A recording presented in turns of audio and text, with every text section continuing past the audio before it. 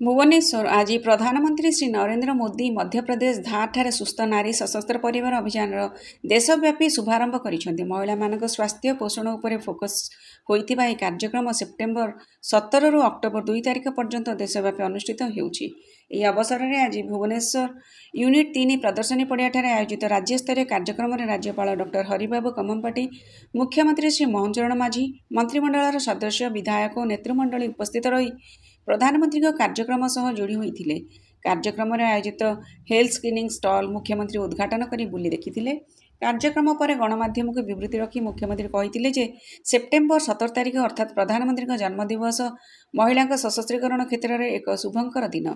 गत वर्ष यही दिन में मोदीजी ओडिशार माँ मान सुभद्रा योजनार शुभारंभ करते। आज सारा देश में माँ मान सुस्थ नारी सशक्त परिवार अभियान आरंभ करिसेंती।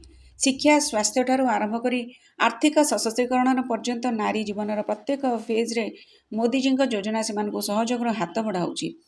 उज्ज्वला योजना, किशोरी शक्ति योजना, नई रोशनी योजना, बेटी बचाओ बेटी पढ़ाओ योजना, प्रधानमंत्री मातृ वंदना परी अनेक योजना महिला जीवन में व्यापक परिवर्तन आनी। से पुणी कहते जो अभियान में महिला स्वास्थ्य पोषण उपयुक्त खाद्य पानीय संपर्क में सचेतनता कैंपेन करा, रक्तदान शिविर आयोजन करा।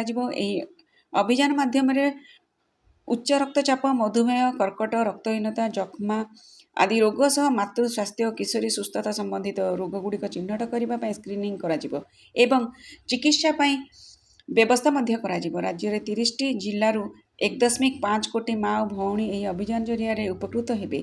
एथिपाई राज्यर विभिन्न स्थान में स्वास्थ्य सेवा शिविर आयोजन होइछि।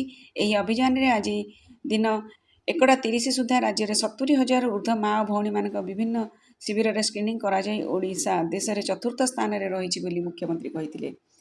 से कहते यशस्वी प्रधानमंत्री मोदीजी यह योजना द्वारा नारी और शिशु स्वास्थ्य क्षेत्र में सूचकांक गुड़िक आहरी उन्नति आसिबो एवं सारा देश में सुस्थ समाज गठन दिगरे यह अत्यंत प्रभावशाली सब्यस्त हेबो। समृद्ध ओडिशारू रजत महापात्र।